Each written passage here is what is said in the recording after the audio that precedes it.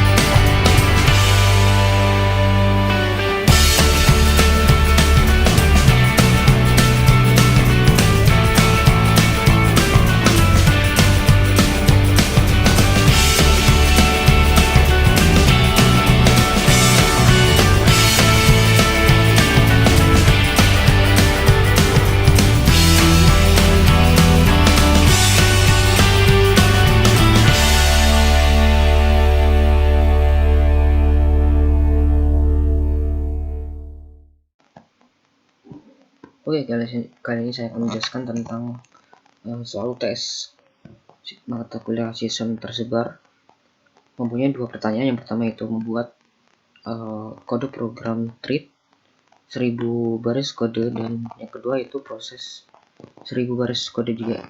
Yang pertama ini tentang thread. Yang pertama kita membuat thread untuk menghitung jumlah sahabat, dimana hasilnya seperti ini. Jika 0 maka cari lagi, jika 3 cari lagi, jika 7 perfect. Ini saya jelaskan persingkatnya saja. Untuk yang thread selanjutnya itu menambahkan join. Join itu untuk melakukan thread secara 0, berapa detik itu nanti keluar inputannya, keluaran outputannya sama dengan 10 per 10 output. Dan untuk sebenarnya itu thread untuk pull execute,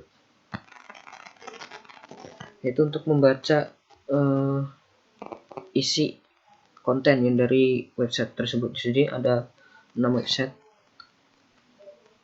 Itu thread selanjutnya yaitu untuk sama seperti tadi. Terus di sini bedanya dimana thread yang ini membaca waktu sekarang. Di sini ada perulangan thread 1 dan thread 2. Yang selanjutnya itu sama thread pull executor. Ini untuk menentukan detik dalam bentuk detik. Di sini terdapat thread 1 dan 2, dan ada finishingnya terakhir. Kemudian fact database, thread database. Di sini sama seperti yang atas itu tentang inputan dalam bentuk waktu. Kemudian thread selanjutnya yaitu mengeksekusi program di mana thread itu berjalan tanggal berapa yang waktu dijalankan threadnya. Di sini tertera 28 bulan 4 2020. Thread yang selanjutnya yaitu sama seperti, cuman yang ini untuk prioritas, antrian prioritas, yaitu untuk menemukan setiap thread dalam 5 thread. Di sini ada thread 3 sebagai processing nomor 1, nomor 2 itu proses kedua, thread 1 proses ketiga, thread 3 proses keempat, thread 2 proses kelima. Untuk yang selanjutnya itu menggunakan utas untuk meningkatkan waktu eksekusi, yaitu menampilkan inputan berupa di sini nama, kemudian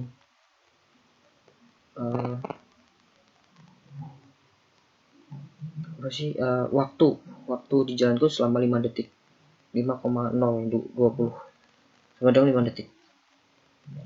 Dan untuk triknya selanjutnya yaitu metode untuk waktu, mana outputannya false karena thread itu menggunakan join.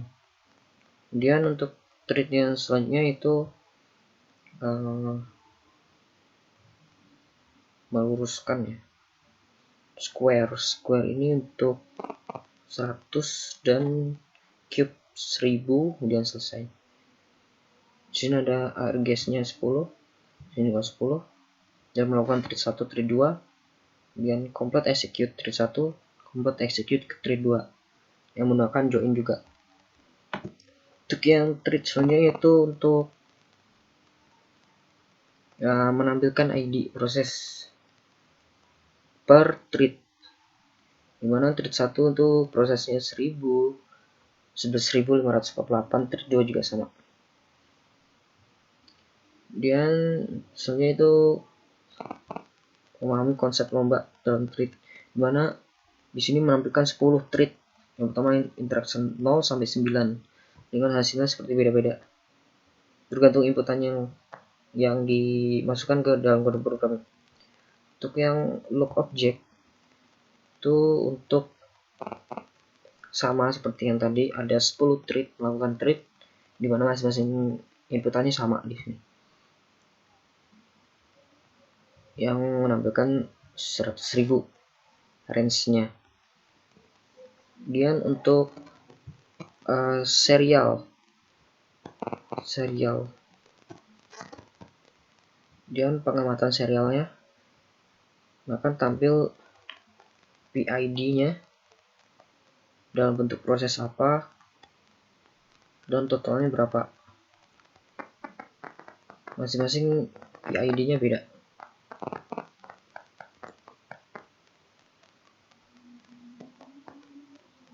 Di sini agak sedikit memakan waktu ya, menggunakan parallel time karena tadi proses PID-nya memakan waktu yang cukup lama. Lanjut ke proses terjadi selanjutnya yaitu menggunakan time logging dan request. Hasilnya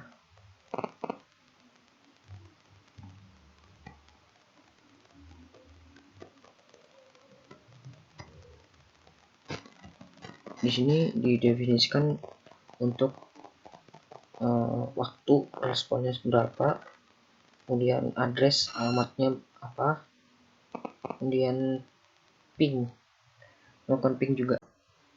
Oke, lanjut kepada file process.py. Di sini ada 1000 baris kode juga sama. Pertama itu melakukan proses perhitungan kalkulator, dimana di sini terdapat pilih operasi, dimana kita pilih operasi penjumlahan, yaitu pertama nomor 1. Dia bilang pertama kita contohkan 4, bilang kedua 2, maka hasilnya adalah 6. Untuk operasi pemilihan kedua yaitu pengurangan, dan selanjutnya dan seterusnya juga. Untuk yang selanjutnya itu untuk menjumlahkan dua bilangan sekaligus. Nah, di sini kita contohkan bilangan pertama itu 5, bilangan kedua 5 juga, dan hasilnya ada 10. Untuk proses yang selanjutnya itu mengirim pesan melalui Python. Nah, di sini menggunakan Python untuk jembatan untuk mengirimkan melalui email yang akan kita tuju. Dan di sini from addr itu untuk pengirimnya, to itu untuk penerimanya, dan subjeknya apa, body atau isinya apa, kemudian nama filenya apa.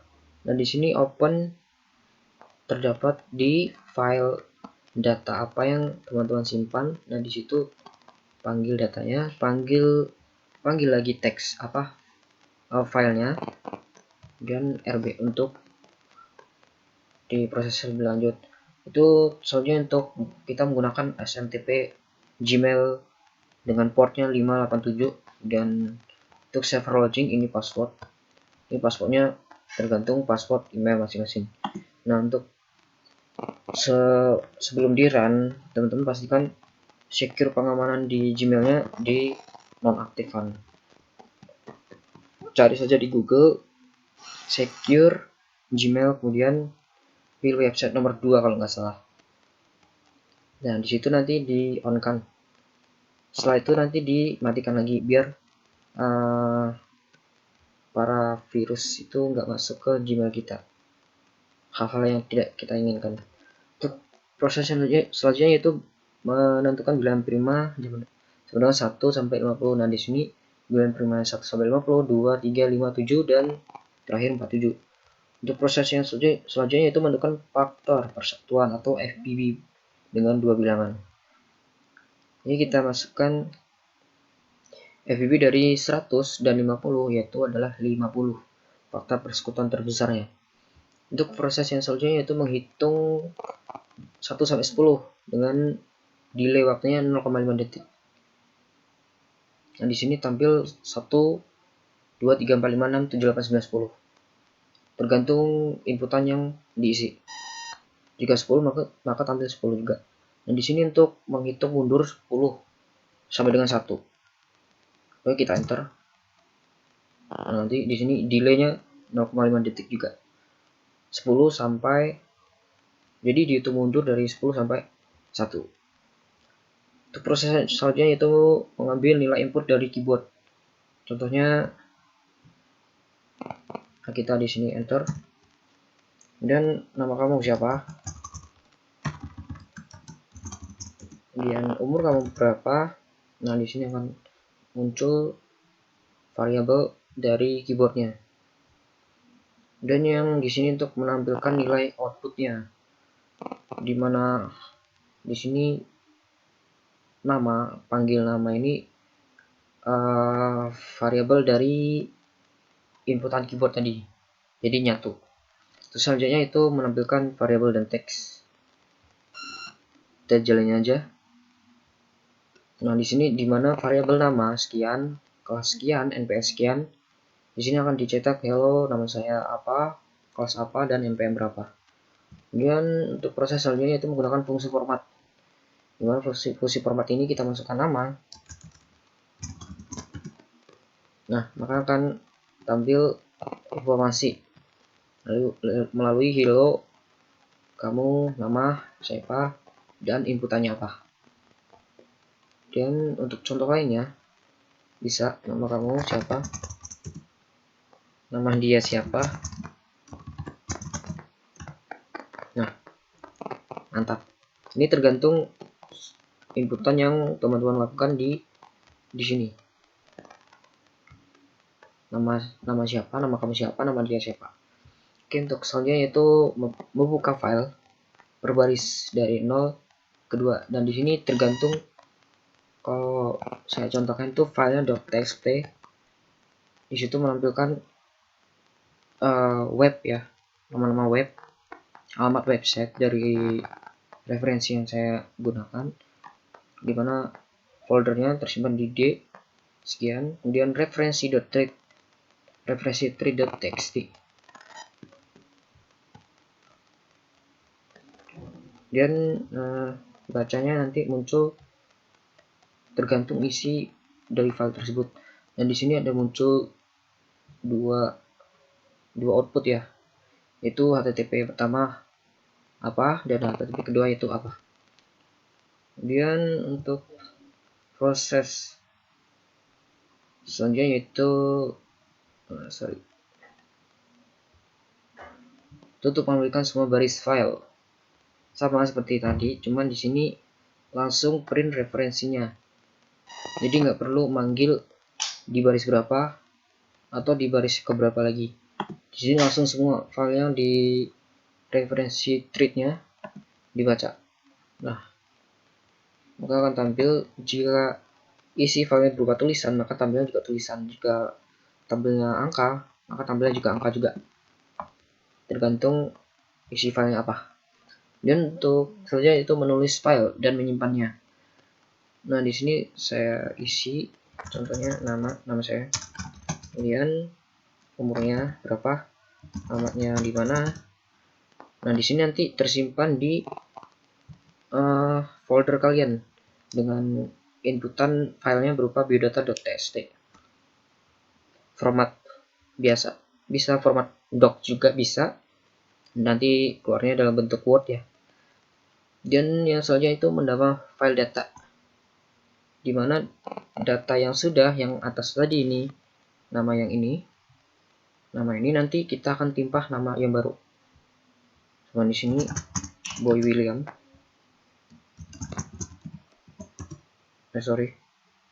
umurnya 25 aja, alamatnya Jakarta. Tipe mulu. Nanti di situ akan otomatis tertimpa di bawah inputan yang pertama tadi dilakukan.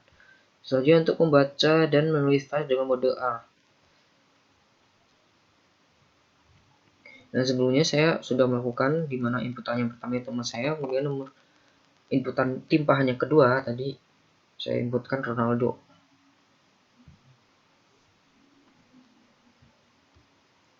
Untuk proses yang selanjutnya itu tentang perulangan. Itu perulangannya, kita inputin dulu lagi. Iya, masuk. Boy William, umur 25, Jakarta. Oke, nanti teman-teman bisa cek di folder teman-teman simpan nanti apakah masuk atau enggak. Untuk selanjutnya itu membuat perulangan. Itu dimana dia akan memproses perulangannya berupa 10 kali perulangan, dimana perulangan 0 sampai 9. Dan untuk selanjutnya contoh perulangan lain dengan menggunakan list, dimana list yang saya masukkan di sini contohnya tempe, tahu, oncom, dan kerupuk, dimana output yang dihasilkan adalah sesuai list yang kalian tulis. Kemudian untuk selanjutnya itu perulangan dalam bentuk while, dimana saya di sini run, nanti hasilnya ulang lagi tidak gitu.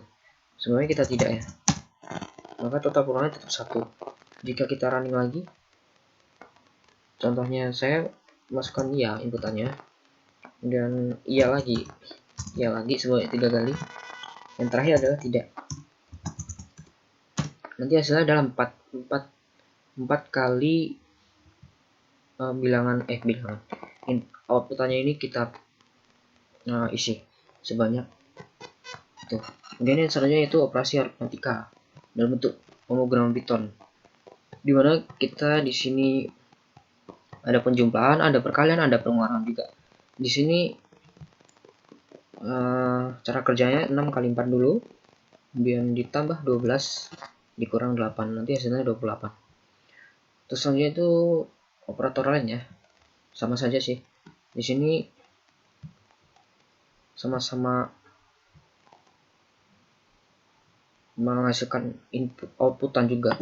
Dan untuk selanjutnya itu operator perbandingan, dimana di sini ada X7 dan Y10, dimana untuk hasil yang pertama yaitu false, yang kedua adalah true, false lagi, true, false, true, tergantung operator perbandingan yang kalian pakai. Pasti udah pada paham lah operator perbandingan. Untuk yang selanjutnya itu untuk operator perbandingan dalam bentuk string. String itu berupa nama ya. Di sini inputannya nama sama dengan namanya. Dan yang ini sama juga.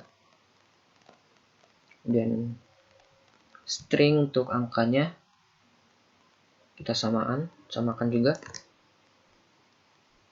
Di sini kita samakan juga. Nanti hasilnya pasti beda. Di sini ada true, false, true. Oke, selanjutnya itu struktur if dalam bentuk Python ya, dimana variabel A berisi angka genap. Di sini angka A adalah 10, jadi itu adalah bilangan genap. Untuk operator yang lain ya, 7. Nah, di sini 2 kali 3. Pokoknya penjumlahan itu kali bagi jumlah kurang. Strukturnya seperti itu. Ini juga sama sih operator itu mah. Yang ini pangkat ya, operator pangkat. Print 3 pangkat 2 sama dengan 3 kali 3 sama dengan 9. Yang ini untuk operator pembagian.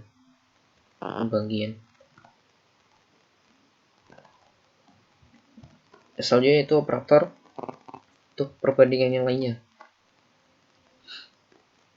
Jika 10 lebih besar dari 2, maka hasilnya true.